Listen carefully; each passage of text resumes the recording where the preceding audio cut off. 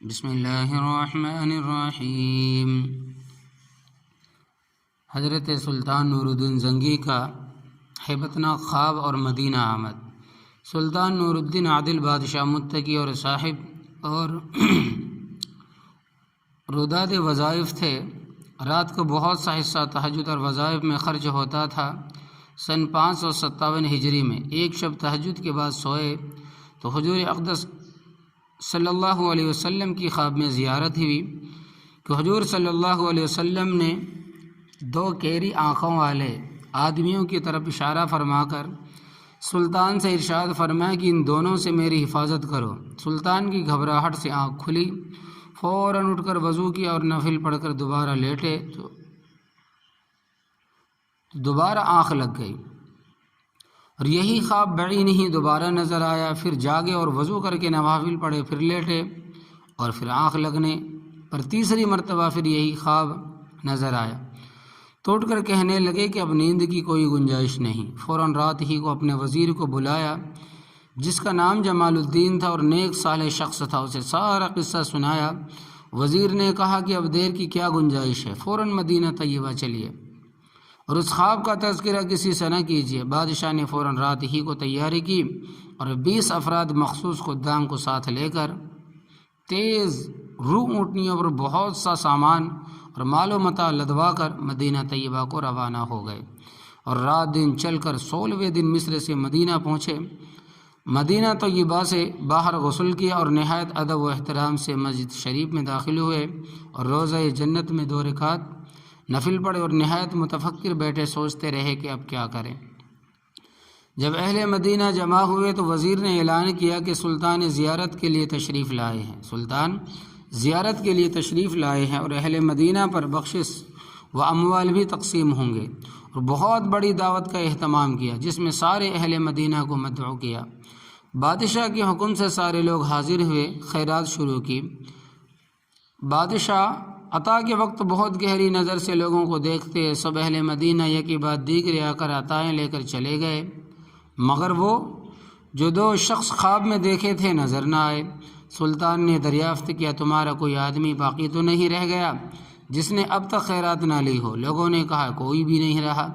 سلطان نے کہا کہ اچھی طرح غور کرو اور سوچ کر بتاؤ کہ کوئی محروم نہ رہ جائے۔ بہت غور و خوض اور بار بار کہنے پر لوگوں نے کہا کہ 2 نیک مرد متقی پرہیزگار مغربی بزرگ ہے، وہ کسی کی چیز نہیں لیتے، خود بہت کچھ صدقات و خیرات اہل مدینہ پر کرتے رہتے ہیں، سب سے یکسو رہتے ہیں، گوشہ نشین آدمی ہے۔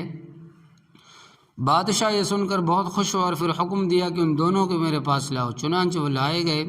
سلطان نے ان کو فوراً پہچان لیا کہ وہی مردود ہیں جو خواب میں رسول اللہ صلی اللہ علیہ وسلم نے دکھائے تھے۔ بادشاہ نے پوچھا تم کہاں سے آئے ہو؟ انہوں نے جواب دیا دیار مغرب سے حج کرنے کے لیے آئے ہیں۔ حج سے فراغت پر زیارت نبوی کے لیے حاضر ہوئے اور حضور اقدس صلی اللہ علیہ وسلم کے پڑوس میں رہنے کی تمنا ہوئی تو یہاں قیام کر لیا۔ سلطان نے کہا کہ سچ سچ بتاؤ تم کون ہو اور کس ارادے سے یہاں آئے ہو؟ وہ اپنی ہی بات کہتے رہے۔ پھر بادشاہ نے لوگوں سے دریافت کیا یہ کہاں ٹھہرے ہیں؟ بتایا گیا کہ روضہ اقدس کے قریب ایک رباط سرائے میں ان کا قیام ہے۔ بادشاہ نے ان کو تو وہیں روکنے کا حکم دیا اور خود ان کی قیام گاہ پر گیا۔ وہاں جا کر بہت تجسس کیا، وہاں بہت سا مال، 2 قرآن واز کی کتابیں پائیں، لیکن کوئی قابل اعتراض چیز نہ ملی جس سے خواب کے مضمون کی تائید ہوتی۔ بادشاہ بہت پریشان ہوا اور متفکر تھا۔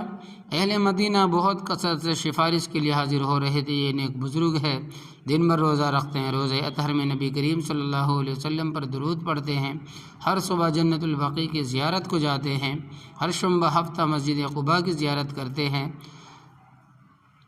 سائلوں کا سوال رد نہیں کرتے۔ اس قحط کے سال میں اہل مدینہ کے ساتھ انتہائی ہمدردی غمساری انہوں نے کی ہے۔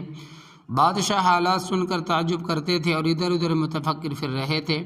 دفعتاً خیال آیا کہ ان کے مسلح کو جو ایک بوریے پر بچھا ہوا تھا اٹھایا، اس کے نیچے ایک پتھر بچھا ہوا تھا، اس کو اٹھایا تو اس کے نیچے سے ایک سرنگ نکلی جو بہت گہری کھودی گئی تھی اور بہت دور تک چلی گئی تھی۔ حتیٰ کہ قبر اطہر کے قریب پہنچ گئی تھی۔ یہ دیکھ کر سب دنگ رہ گئے۔ بادشاہ نے ان کو غصے میں کانپتے ہوئے پیٹنا شروع کر دیا۔ صحیح واقعہ بتاؤ۔ آ کر انہوں نے بتایا کہ ہم نصرانی ہیں، عیسائی بادشاہوں نے ہمیں بہت سا مال دیا ہے اور ہم کو مغربی حاجیوں کے ساتھ انہی کے بھیس میں بھیجا ہے تاکہ حضور صلی اللہ علیہ وسلم کے جسد مبارک کو نکال کر لے جائے۔ وہ دونوں راتوں کو اس جگہ کو کھودا کرتے تھے اور جو مٹی نکلتی اس کو چمڑے کی 2 مشکیزوں میں بھر کر صبح سویرے جنت البقیع میں ڈال دیتے۔ لوگ یہ سمجھتے کہ جنت البقیع زیارت اور دعا کو جاتے ہیں۔ جب یہ آدمی نبی کریم صلی اللہ علیہ وسلم کے قریب پہنچے تھے تو آسمان پہ ایک گرج پیدا ہوئی، بجلی چمکی، عظیم الشان زلزلہ آیا، پہاڑ جڑ سے اکھڑنے لگے۔ اسی رات میں سلطان نور الدین بھی پہنچ آیا تھا۔ جب ان مردود نے اعتراف کیا کہ ان کے حالات تمام لوگوں پر ظاہر ہو گئے تو لوگوں نے اللہ تبارک و تعالی جل جلالہ کی عنایت دیکھی بادشاہ اس پر کہ اللہ جل شانہ نے اس کے پاک رسول اللہ صلی اللہ علیہ وسلم نے اس خدمت کے لیے منتخب کیا۔ بہت رویا، پھر ان کی گردن زدنی شروع کر دی، وہاں پر ہی ان کو قتل کر دیا اور حجرہ شریف کے گرد یعنی ارد گرد اتنی گہری خندق کھدوائی کہ پانی تک پہنچ گئی اور اس میں رنگ یا گلاس یا سیسا پگھلا کر بھروا دیا تاکہ آئندہ کوئی مردود ایسا کام نہ کر سکے۔ ایک روایت میں ہے کہ ان مردودوں کو قتل کر کے شام کے وقت آگ میں جلا دیا گیا۔ جنت کا منظر 79 تا 81 اور سیرت مصطفیٰ از مولانا عبدالعزیز ہزاروی صفحہ 48 5 تا 552 کی یہ واقعات ہے۔